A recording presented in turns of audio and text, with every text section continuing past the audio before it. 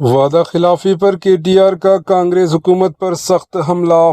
KTR का कांग्रेस पर वादा खिलाफी का इल्ज़ाम, नौकरियां, कर्ज माफ़ी और रिजर्वेशन पर तेज़ बयानबाजी। तेलंगाना सियासत में लफ्ज़ी जंग हुई तेज़।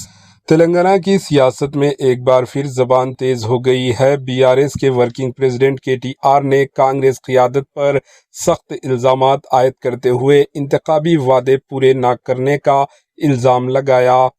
केटीआर ने मुतनाज़ा बयानात ने सियासी हलकों में हलचल मचा दी है। केटीआर ने कहा कि राहुल गांधी ने 2 लाख नौकरियां देने का वादा किया था, मगर इस पर अमल नहीं हुआ। इस तरह किसानों के लिए कर्ज माफ़ी और बीसी तबकात के लिए 42% रिजर्वेशन के वादे भी पूरे न करने का इल्ज़ाम लगाया गया। केटीआर ने इन वादों को 420 हामियों से ताबीर करते हुए कांग्रेस पार्टी पर शदीद तनकीद की।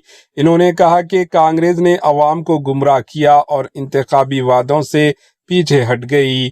इन बयानात के बाद सियासी माहौल गर्म हो गया है, जबकि कांग्रेस की जानिब से रद्द-ए-अमल का इंतज़ार है।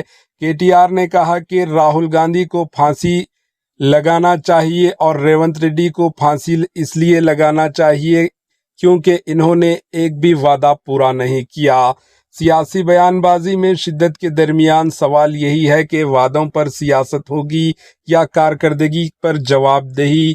मजीद तफसीलात के साथ जुड़े रहें एचएन के न्यूज़ के साथ। Bureau report, HN news. ఎక్కడ అశోక్ నగర్ నడి చివరస్తాలో 2 లక్షల ఉద్యోగాలని చెప్పి మాట తప్పినందుకు రాహుల్ గాంధీని ఉరిదీయాలి. రైతులకు రుణమాఫీ చేస్తా అని చెప్పి మాట తప్పినందుకు వరంగల్లో రాహుల్ గాంధీని ఉరిదీయాలి. బీసీలకు 42% రిజర్వేషన్ అని చెప్పి మాట తప్పినందుకు మీ నాయకత్వాన్ని, కాంగ్రెస్ నాయకత్వాన్ని, రాహుల్ గాంధీని, రేవంత్ రెడ్డిని, కామారెడ్డిని ఉరిదీయాలి. ఉరి తీసుకుంటూ పోతే 420 హామీలు ఎక్కొట్టినందుకు 420 సార్లను నీ 420 కాంగ్రెస్ పార్టీని ఉరిదీయాలి.